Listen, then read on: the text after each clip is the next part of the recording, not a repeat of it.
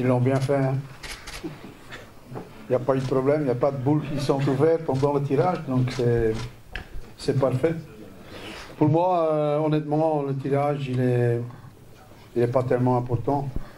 La seule chose que j'aimerais éviter, c'était les grands déplacements, Karabakh, à Kazakhstan, et voilà.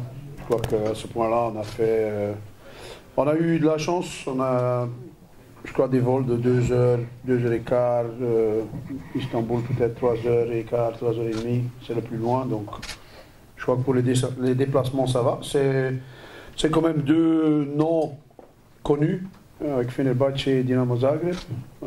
L'équipe de Slovaquie c'est moins connu, mais voilà, pour moi c'est bon, moi je suis content. C'est bien.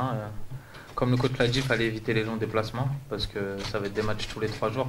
Donc là, la récup va être super importante. Et puis voilà, on va prendre match après match pour faire au mieux. Et puis voilà, on sait que se déplacer au Fenerbahçe, c'est une belle affiche avec une belle ambiance. Non, non, pas du tout. Ouais, ça aurait été bien avec le français. Mais voilà, le plus important, c'est vraiment le moins d'heures de vol possible. Donc voilà, le tirage me va très bien. Nee.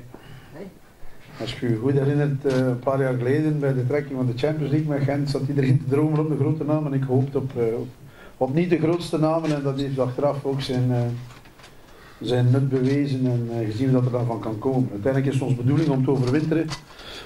En dan verkies je uiteraard niet om de absolute beste teams te hebben, wat eigenlijk had gekund, hè, want je hebt Red Bull Leipzig denk ik in pot 3 of zo, dus heel stevige ploegen op dat niveau.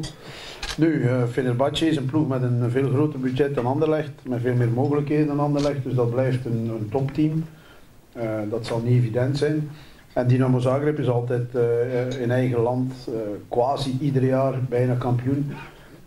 Strijdt toch altijd mee voor de hoofdprijzen en blijft wat dat betreft toch een ploeg waar altijd veel kwaliteit zit, veel talent zit ook.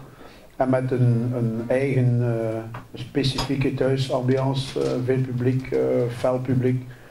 Dus wat dat betreft denk ik dat dat onze 2 grootste opponenten zullen zijn voor overwinter.